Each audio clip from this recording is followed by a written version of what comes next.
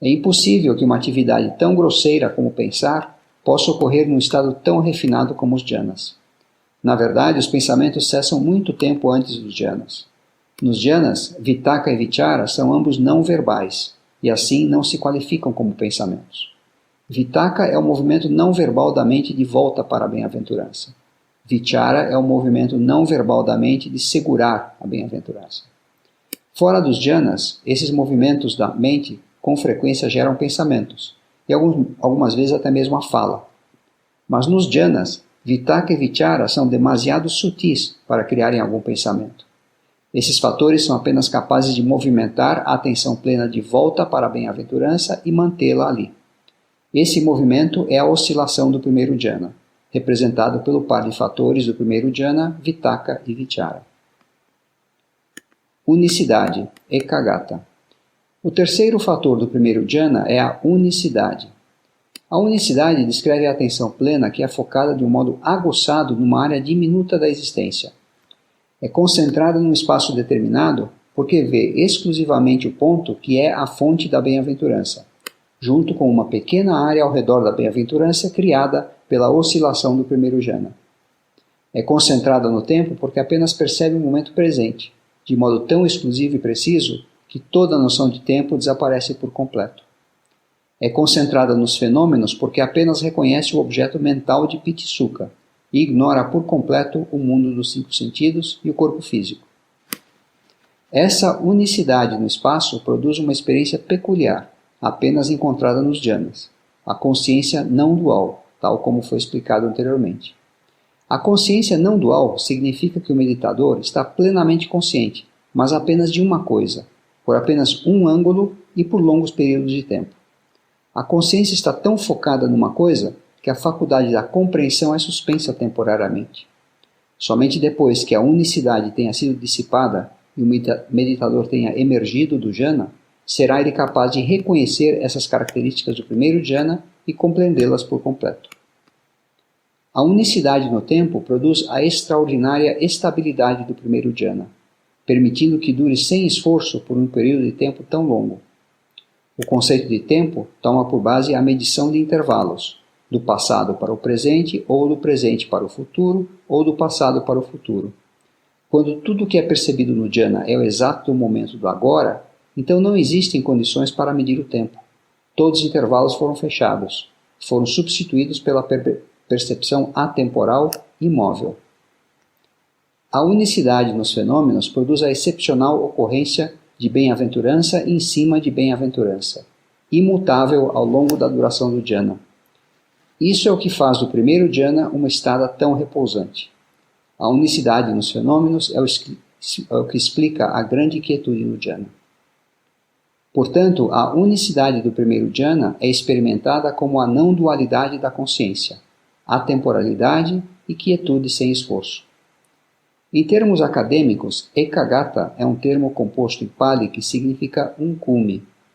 O termo intermediário, aga, em sânscrito agra, se refere ao cume de uma montanha, o ápice de uma experiência ou até mesmo a capital de um país, tal como no caso de Agra, que era a antiga capital do Império Mogul na Índia.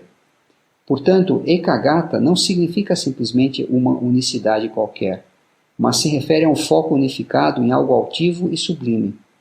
O cume único e exaltado, que é o foco de ekaggata no primeiro jhana, é a bem-aventurança suprema de Piti Sukha. Êxtase e felicidade, Piti Sukha. Os dois últimos fatores do primeiro jhana são Piti e Sukha. Neste caso, vou tratar ambos juntos, visto que estão muito unidos. Na verdade, eles apenas se separam no terceiro jhana, no qual Piti cessa, deixando o Sukha viúvo. Portanto, é somente depois do terceiro jhana que podemos saber, com base na experiência, como é Sukha e como foi Piti. Aqui é suficiente explicar o par como uma coisa só. Os últimos fatores do primeiro jhana, chamados Piti Sukha, se referem à bem-aventurança que é o foco da atenção e que constitui a experiência central do primeiro jhana.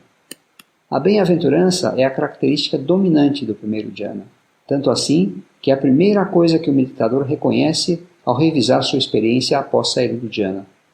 Na verdade, outras tradições místicas, que não o budismo, ficaram tão impressionadas com a enorme imensidão a ausência de ego, a quietude, o êxtase, a grandiosidade e pureza, o além deste mundo do primeiro jhana, que ao longo da história, a experiência após ser examinada foi compreendida como a união com Deus. O Buda, no entanto, explicou que essa é apenas uma das formas de bem-aventuranças supramundanas e que existem outras formas que são superiores. Na experiência budista dos jhanas, o meditador aprende a reconhecer muitos níveis de bem-aventurança supramundana.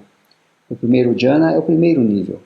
Muito embora depois do primeiro jhana o meditador não seja capaz de conceber outra experiência ainda mais prazerosa, ainda há muito mais. Esses distintos níveis de bem-aventurança possuem cada um sabor diferente, uma qualidade distinta que o identifica. Essas distintas qualidades de bem-aventurança podem ser explicadas através das distintas causas para a bem-aventurança.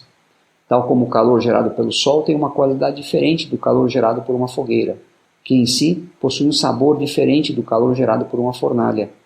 Assim também, a bem-aventurança gerada por causas distintas exibem características distintas. A distinta característica da bem-aventurança do primeiro jhana é ser gerada pela completa ausência das atividades dos 5 sentidos. Quando os 5 sentidos são desligados, incluindo todos os ecos dos 5 sentidos que se manifestam como pensamentos, então o meditador terá abandonado o mundo do corpo e das coisas materiais e entrado no mundo da mente pura. É como se um enorme fardo fosse colocado de lado. Ou, como Ajahn Chah costumava descrever, é como se alguém estivesse desde há muito tempo sofrendo com uma corda apertada no pescoço. Tanto tempo, na verdade, que ele já estava acostumado e nem reconhecia mais a dor. Então, de alguma forma, a tensão foi relaxada e a corda removida. O prazer sentido seria o resultado de um grande fardo desaparecendo. De um modo muito semelhante, a bem-aventurança do primeiro jhana é causada pelo desaparecimento da corda apertada, que significa tudo aquilo que foi tomado como sendo o mundo. Esse insight da causa da bem-aventurança do primeiro jhana é fundamental para a compreensão das 4 nobres verdades. Resumo do primeiro jhana. Então, em resumo, o primeiro jhana é caracterizado pelos 5 fatores, aqui resumidos em 3. Primeiro e segundo, Vitakka e Vichara, experimentados como a oscilação, sendo o discreto, sutil movimento para dentro e fora da bem-aventurança. Terceiro, Ekaggata, experimentado como a não-dualidade, atemporalidade e quietude. E o quarto e o quinto, Pitissukha, experimentado como bem-aventurança que ultrapassa tudo que possa ser experimentado no mundo material e alimentado pela completa superação desse mundo para entrar no mundo da mente pura.